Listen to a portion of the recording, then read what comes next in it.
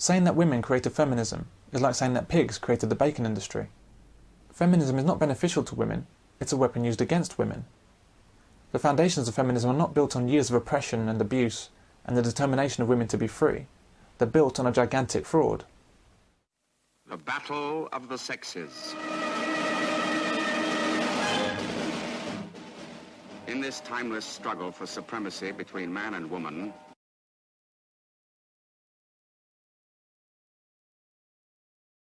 Feminism is a device to manipulate women, and is not primarily concerned with men except to use men as a tool, as someone to blame, as the other, the equivalent of a big bad bogeyman. Women like to think that feminism was started by brave, inspirational women marching through the streets.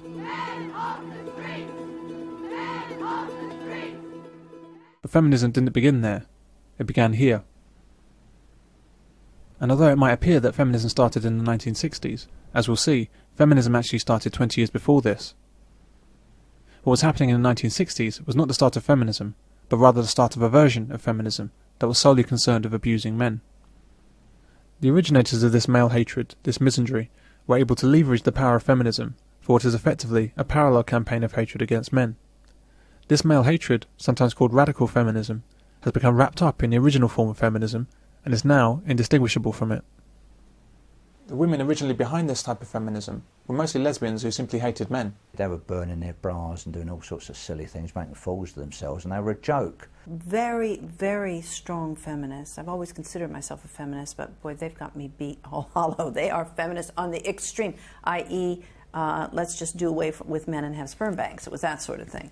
The radical feminist movement didn't believe in any deodorants. I mean, it was just very fascist. Any deodorants, any makeup, any clothes. I mean, everybody wore boiler suits and mouse suits and looked dank and depressing. Well, the women's movement is led by women who aren't really, I would say they're dysfunctional women, the leaders of the women's movement. If you look at their histories, if you look at their backgrounds, there is significant evidence of failed relationships, of promiscuous behaviour, of lack of concern for others, and or of some other troublesome period in their history. I don't think they're normal women. And many of them are lesbian, which when this is pointed out, many people often think, well, there's nothing wrong with being lesbian, and I'm not suggesting 1 minute that there is, but if you look at the lesbian women who were involved in the women's movement, you will see that they're a very particular kind of lesbian, and they tend to be the butch, men-hating type. Indeed, some feminists simply want to do away with men.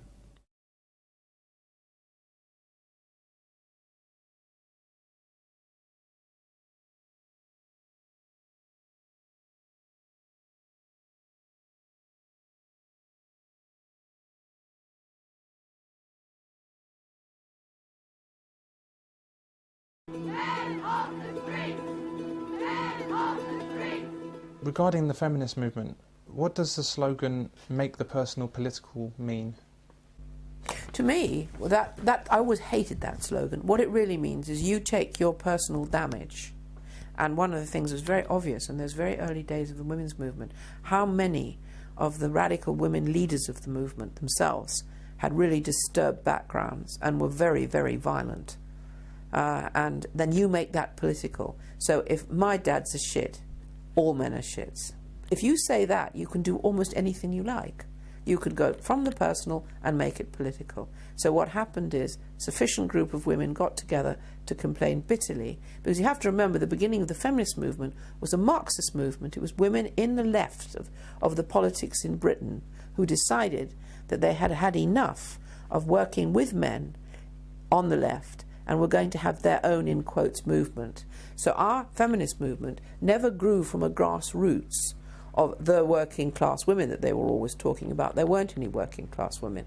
It was actually academics, university lecturers, young women students was the beginning of the women's movement. Over the 12 years that I was running the refuge, if I went to speak, there was screaming feminists outside. I tried to publish a book called Prone to Violence. We finally did get it published, but I had to have a police escort all around England, and there were death threats and bomb threats. And the final moment came for me after struggling for all those years, when the bomb disposal unit came to my house. because there was a suspect package, and said everything that came to me had to go to them first because they were concerned about my safety and the safety of my family. And that's when I left England and went into exile for something like 15 years. Later on, in an effort to be taken more seriously, these virulent women went underground and toned down their public message. But their feelings towards men remained the same. The political problem at the time, which is something I've never been able to get out into the open, is that the feminist movement, having formed itself in late 1969-70, never got the kind of support it needed financially because it was so extreme. But then finally they hit on the topic that gave them the credibility they so badly needed, and it also gave them the funding. Well, major agenda for the feminist group is to make sure that they have the maximum amount of financial income from the victims of domestic violence. Later on, and up to the present day, feminism has been adopted by most women as they've seen the advantages that they've been granted over men. Government has allowed these feminist women to spread their hatred against men for decades, when such abuse of any other group than men would have been against the law. And outside, and this is in the press cuttings, there were huge demonstration with banners, and on the banners it said, "All men are bastards, all men are rapists." And I asked the police, I went down and said to the police, if that was black men or Jews, you'd arrest those women. But why don't you arrest? They just looked very uncomfortable. And one of them said, "We're frightened of them."